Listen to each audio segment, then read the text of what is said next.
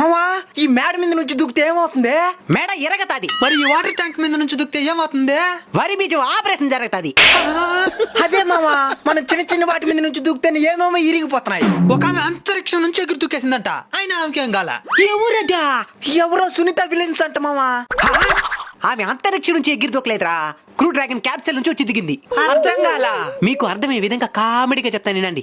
ఆకాశంలో international space station అని ఒకటి ఉంటది. దాంట్లో పనిచేయమని చెప్పి 2024 జూన్ 5వ తేదీన సునీత విలియమ్స్, బ్యారీ విల్మోర్ అనే ఇద్దరిని రాకెట్లు పెట్టి వదిలేరు. సరే పోయినారు, చెయ్యాల్సిన వర్క్ అంతా వారంలోనే కంప్లీట్ చేసుకున్నారు. తీరా తిరిగి వచ్చేద్దనుకుంటా వచ్చిన బండి చెడిపోయింది. అదా మెకానిక్ షాప్ లో చూపించుండేదా?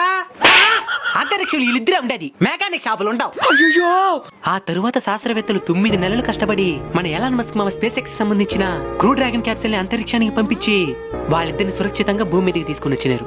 అమ్మయ్యా. వారంలో వచ్చేద్దాం అనుకున్న వాళ్ళు 9 నెలల 14 రోజులు అంతరిక్షంలోనే చిక్కుకుపోయినారు. అది ఎలాంటి పరిస్థితుల్లో సరైన తిండి ఉండదు, వాళ్ళ యూరిన్ ని వాళ్ళే ఫిల్టర్ చేసుకుని తాగాల్సిన క్లిష్ట పరిస్థితులను ఎదుర్కొని చివరికి వాళ్ళు చేరుకోవాలనుకున్న గమ్యాన్ని చేరుకున్నారు. దీనిని బట్టి మనమేం అర్థం చేసుకోవాలి? అనుకున్న పని అనుకున్నట్టు అవ్వకపోయినా ఓపిగ్గా ఉండి అనుకున్న పని అనుకున్నట్టే అయ్యేంత వరకు కష్టపడాలి. సరే మామా. స్పేస్ నుండి సేఫ్ గా ఎత్తను చేరుకున్న బ్యారీ విల్మోర్, సునీత విలియమ్స్ గారికి కంగ్రాట్స్ తెలియజేస్తూ కామెంట్ చేయండి.